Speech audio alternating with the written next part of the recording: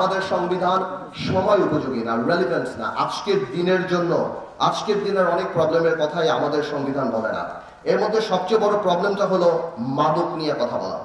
আমাদের সংবিধানের অনুচ্ছেদ 18, 21 আওতায় মাদক নিয়ন্ত্রণ আছে, কিন্তু দ্যাট ইজ নট ইনাফ। আমরা জানি মাদক একটা মহামারী।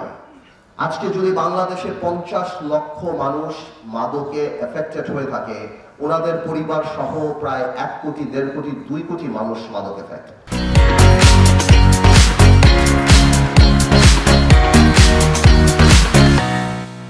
It's like cancer. যেই বাড়িতে একটা মাদকাসক্ত ছেলে আছে, তার বাবা মা আত্মীয় স্বজন সবাই 24 ঘন্টা তারা থাকে। আমি মনে করি মাদকটাকে একটা national trauma, national emergency declare করে দিয়ে আমার মনে হয় সংবিধানে এই ব্যাপারে আরো জোরালো কথা থাকা উচিত। মাদক আসক্ত না হওয়াটা, মাদক থেকে মুক্তি পাওয়াটা, মাদকে এডুকেশন করাটা, এই জিনিসটা মৌলিক অধিকারের মধ্যে দিয়ে দেওয়া উচিত। Every school must have this rehabilitation কর্নারের জন্য জায়গা, যেখানে স্কুলে যে বিভিন্ন এনজিও বা সরকার থেকে যে মাদকের ব্যাপারে এডুকেটেড করা হবে। এটা লজ্জার ব্যাপার না। এই ধরনের মাদক যদি থাকে, এর বিরুদ্ধে যদি আমরা জিহাদ ঘোষণা না করি, যুদ্ধ ঘোষণা না করি, এবং মাদক কারবারি, চোরা কারবারি তো বলা, এখানে তো বলতেই হয়।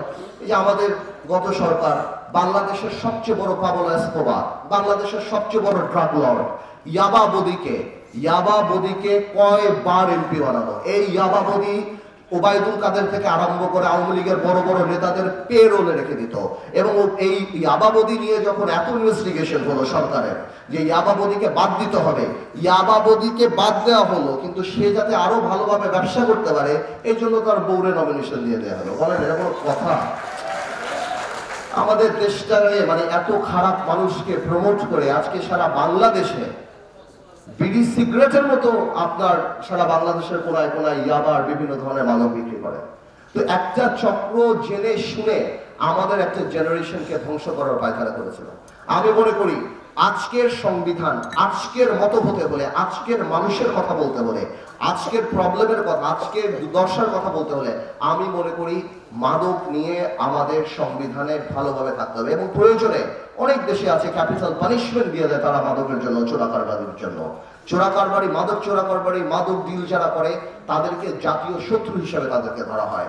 আমি মনে করি এটা অত্যন্ত গুরুত্বপূর্ণ।